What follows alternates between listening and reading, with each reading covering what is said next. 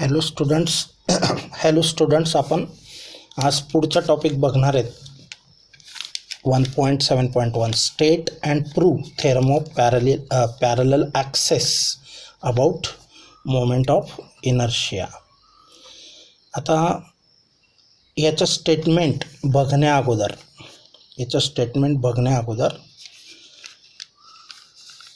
आपण mathematical form बघूया. Mathematical form काय आहे? I O is equal to I C plus M H square. आता आय ओ म्हणजे काय आहे? I for moment of inertia of body about axis O.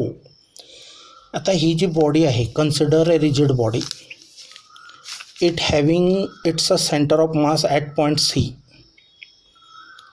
And according to this theorem of parallel axes, ॲक्सिसचं plural form आहे axes, म्हणजे एकापेक्षा जास्त असतील प्लुरल फॉर्म अनेकवचन ॲक्सेस.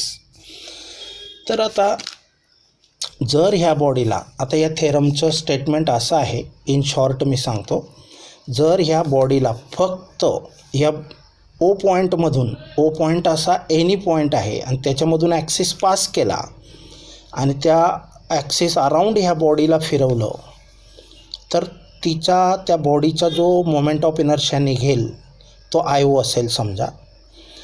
बरं, हा ॲक्सिस काढून घेतला आणि दुसरा ॲक्सिस पुटअप केला, पण तो सेंटर ऑफ मासमधून पाहिजे आणि दोघं ॲक्सिस हे एकमेकांना म्युच्युअली परपेंडिक्युलर पाहिजेत.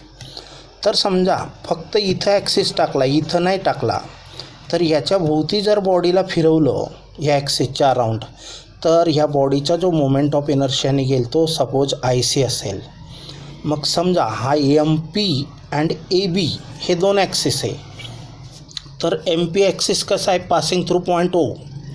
ओ is any point of the body other than centre of mass, and C is the centre of mass of a body, centre of mass point. But these axes should be parallel to each other. This is the condition. Let h be the distance between these two axes.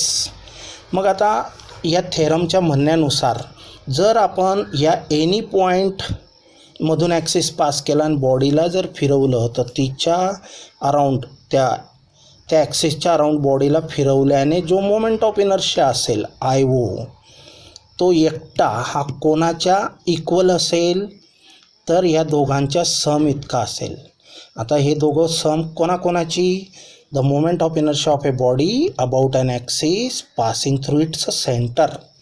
Moment of inertia of a body about an axis passing through its centre plus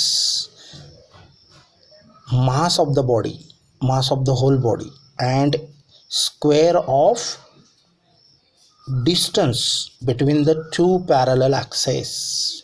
लक्षात ठेवा, I O म्हणजे कोणत्याही ॲक्सिसच्या around, फक्त एकाच axis, दोघं एका वेळेला फिरणार नाही, तर एका वेळेला एकच ॲक्सिस यूज करायचा. तर एनी पॉईंटच्या around other than centre of mass, हा पॉईंटचं डिस्क्रिप्शन कसं आहे?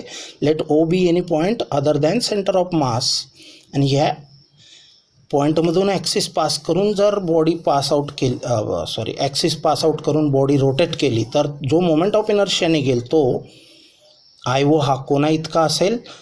त्याच बॉडीला जर सी पॉईंटमधून ॲक्सिस पास करून जो मोमेंट ऑफ इनर्शिया असेल तो प्लस त्या बॉडीचं मास इंटू त्या दोन्ही ॲक्सिसमधलं जे डिस्टन्स आहे त्याच्या स्क्वेअर इतकं असेल.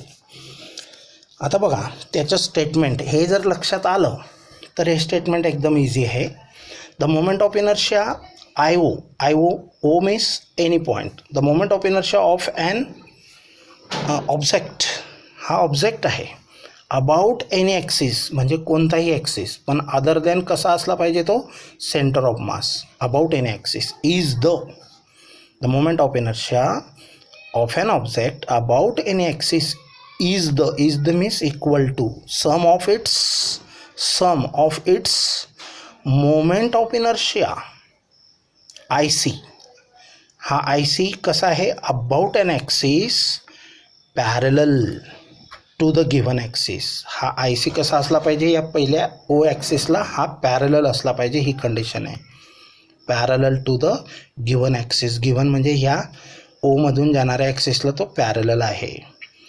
And passing through the centre of mass, आणि तो कसा पास आउट झाला पाहिजे, सेंटर ऑफ मासमधून. And the product of, and कोणाचा product, mass, and the product of mass of the object and the square of the distance between the two axes. Mass of the object. समजलं मग statement? परत एकदा सांगतो बघा, revise again. The moment of inertia of an object about any axis is the और is equal to, असं जरी म्हटलं तरी चालेल, is equal to the moment of inertia of the same body. The moment of inertia of an object about any axis is equal to the sum of, कोणाची, ऑफच्या, the sum of moment of inertia of a body of the same body passing through center of mass and parallel to the given axis. हा axis कसा आहे, parallel to given axis. And the product of, product कोणाचा आहे, mass of the body and the square of the distance between the two axes. तर परत एकदा reading केलं, हे समजलं तर हे सहज लिहिता येईल. आता ही consider an object of mass M. समजा हा ऑब्जेक्ट आहे, मोठी बॉडी, तिचं मास एम आहे. Axis M O P is an axis passing through point O. M O P हा ओ पॉईंटमधून जाणारा ॲक्सिस आहे. नंतर axis A C B is passing through the centre of mass C of the object parallel to the axis M O P. तो centre of मासमधून जातो हा second axis, आणि तो पॅरलल असला पाहिजे कोणता, पहिल्या ॲक्सिसला, एनी पॉईंटमधून जाणाऱ्या ॲक्सिसला, parallel to the axis M O P. And the distance between them, आणि दोघांमधलं डिस्टन्स कसं आहे, एच एवढं आहे. Distance between them is H. नाव म्हणजे हे जे डिस्टन्स आलं सी ओ डिस्टन्स, तर हे डिस्टन्स सी ओ एच आहे. Consider a mass element D M located at point D.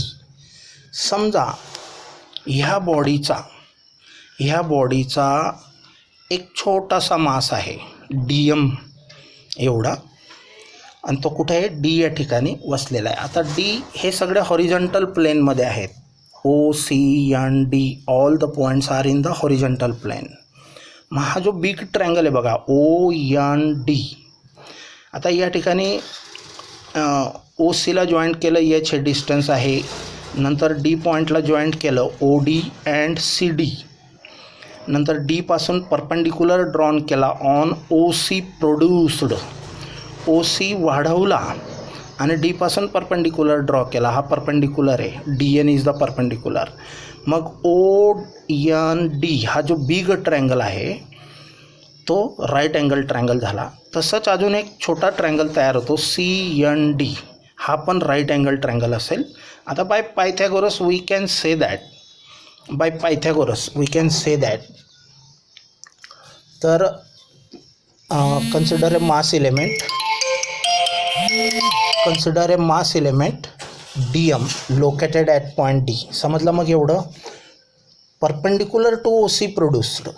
हा डी एन कसा आहे, डी एन हा ओ सीला वाढवला, प्रोड्यूस म्हणजे वाढवला, तर up to point D is D N. तर डी एन हा परपेंडिक्युलर आहे. मग moment of inertia of the object about the axis A C B, म्हणजे पहिला ओ सी पॉईंटमधून जाणारा जो दुसरा ॲक्सिस आहे त्याच्या मोमेंट ऑफ इनर्शिया किती असेल आणि आय ओ किती असेल. तर आय सी जो असेल, आय सी म्हणजे सी या पॉईंटमधून जाणाऱ्या ॲक्सिस भोवती जर आपण मोमेंट ऑफ इनर्शिया फाइंड केला या डी एम मासचा, तर हे अंतर इंटू मासचा स्क्वेअर, हे अंतर किती आहे, डी सी किंवा C D square into D M, म्हणजे D M into C D square. ह्या मासला आपल्याला ह्या सी ॲक्सिस भोवती फिरवायचं आहे. तर त्या पॉईंटचं मास आणि त्याच्या ॲक्सिसपासूनचं डिस्टन्स सी डी अथवा डी सीचा square, mass into distance square म्हणजे डी सी स्क्वेअर. आणि जर ह्या सेम मासला डी एमला हा ॲक्सिस काढून घेतला ACB आणि ह्या ॲक्सिस भोवती फिरवलं तर OD स्क्वेअर हे डिस्टन्स झालं OD आणि DM हे मास झालं DM इंटू OD स्क्वेअर. तर असा त्याच्या मोमेंट ऑफ इनर्शिया असेल. म्हणजे ह्या DM मासचा C ॲक्सिस IC हा किती असेल DC किंवा CD square DM into CD square आणि ह्याच मासचा फक्त ह्या ॲक्सिस भोवती म्हणजे दुसरा ॲक्सिस नसेल तेव्हा किती असेल moment of inertia DM into OD square म्हणजे मास इंटू डिस्टन्स स्क्वेअर. तर बघा DC स्क्वेअर IC किती आला मग DC स्क्वेअर इंटू DM किंवा आधी DM लिहिला DC स्क्वेअर नंतर लिहिला चालतो. And about the axis MCP is IO is equal to DO square DM. समजलं मग DC स्क्वेअर DM आणि DO स्क्वेअर DM. IC किती असेल DC square into DM distance square into mass आणि IO किती असेल OD स्क्वेअर किंवा DO square into DM. तर अशा प्रकारे IO आणि IC आपण राईट डाऊन केलेले आहेत. It be equation first. In triangle OND bye Pythagoras theorem. आता मोठा ट्रँगल OND आहे बघा OND पायथागोरसमध्ये काय कसं लिहू शकतो तर hypotenuse square OD square is equal to ON square plus DN square. तर ON स्क्वेअर किंवा NO square plus DN square is the OD square. अजून small triangle CND also from triangle CND Pythagoras theorem कसा apply करणार. छोट्या ट्रँगलसाठी CD square hypotenuse square is equal to NC square plus DN square base square into plus height square into नाही plus height square. मग आता IOची value काय आहे DO आहे DO स्क्वेअर इंटिग्रेशन. आता इंटिग्रेशन का लावलं आहे फक्त जर आपल्याला छोट्या पॉईंटचं छोटं मास फिरवायचं आहे ह्या ॲक्सिस अराउंड तर त्याचा मोमेंट ऑफ इनर्शिया असेल. परंतु आपल्याला पूर्ण बॉडीचं मोमेंट ऑफ इनर्शिया काढायचं आहे. मग पूर्ण बॉडीचं काढायचं असेल तर अशा छोट्या छोट्या DM सारखे मेनी मासेस इलेमेंटल मासेसने ती बॉडी बनलेली आहे.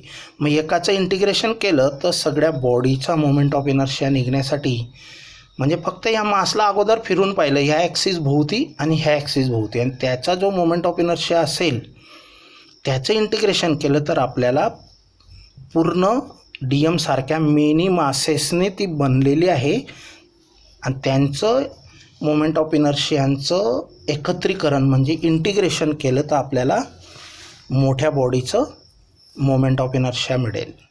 मग आता बघा IO is equal to DO square dot DM. पण DOची व्हॅल्यू काय आहे DN प्लस NO आहे. तर DOची व्हॅल्यू बघा सॉरी ONची व्हॅल्यू काय आहे DO means DN plus NO. आता हा DO स्क्वेअर OD स्क्वेअर कोणाच्या इक्वल आहे ON square plus DN square. हे equation number 2 DN square plus NO square. मग याची व्हॅल्यू पुटअप केली. ही व्हॅल्यू आपण या DOची किंवा OD स्क्वेअरची DO और OD सेम थिंग तर याच्या स्क्वेअरची व्हॅल्यू ही पुटअप केली. बट NO is equal to CO plus NC. पण हा जो NO आहे याची अजून हा 2 सेगमेंटने बनलेला आहे. हा जो NO आहे हा OC प्लस CN किंवा NC आहे OC प्लस CN आहे. म्हणून ON square is equal to OC square plus CN square असं पुटअप केलं तर ENC प्लस CO स्क्वेअर असं पुटअप केलं आणि हा DM ॲज इट इज.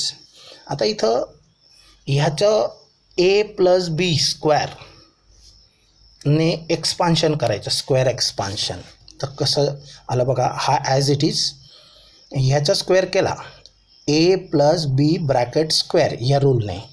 तर first term square plus 2 into product of both the terms plus CO square second term square into DM. आता परंतु DN स्क्वेअर प्लस NC स्क्वेअरची value तर CD square आहे dn square plus N C स्क्वेअरची value काय आहे, C D square आहे. मग ती ह्या दोघांची समला सी डी स्क्वेअरने रिप्लेस केलं आणि हे जसंच्या तसं plus 2nc into H plus H square. Sorry, इथं सी ओची व्हॅल्यू काय आहे, एच आहे. C O means distance between the two axes. C O is the distance between the two axes, that is H. मग ह्या values put up केल्या तर C ओची व्हॅल्यू एच इथं पण आणि इथं पण पुटअप केली. मग हे डी एम. आता सेपरेट इंटिग्रेशन. मग ह्याला C D integration of C D square D M, left side I O as it is जशीच्या तशी. Integration C D square into D M plus 2h outside the integration because it is a constant. मग integration कोणाचं असेल, N C into D M plus H square into H square, हा H square. आणि integration of इंटिग्रेशनच्या बाहेर काढला H square taken outside because it is a fix into integration of D M.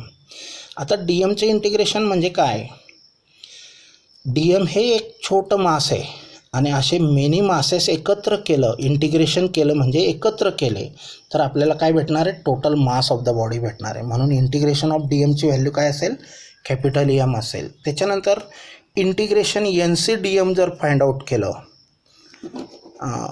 N C D M ते नंतर बघू आपण. आता सी डी स्क्वेअर डी एमबद्दल आपण काय घेतलेलं आहे, C D square D M, C D square D M किंवा D C square D M हा आय सी आहे. मग ह्याची व्हॅल्यू आपण आय सी पुटअप केली.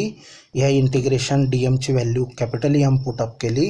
आणि दुसरी गोष्ट अजून integration N C into D M काय असेल, हे 0 असेल. का बरं, तर from the definition of centre of mass any mass distribution is a symmetric about the centre of mass. आता तिथूनच सेंटर ऑफ मास ॲक्सिस गेलेला आहे आणि त्याच्या भोवतीच आपल्याला मोमेंट ऑफ इनर्शिया काढायचा असेल तर तो मात्र 0 येतो. मग ह्याला 0 व्हॅल्यू पुटअप केली तर मग शिल्लक काय राहिलं, C D square D M याची व्हॅल्यू आहे आय सी आणि एच स्क्वेअर आणि डी एमची व्हॅल्यू आहे M H square capital M, तर एम एच स्क्वेअर. मग याला रिअरेंज केलं, आय सी प्लस हा 0 झाला plus M H square. This is the proof of the theorem. Understanding or not, this proves the theorem.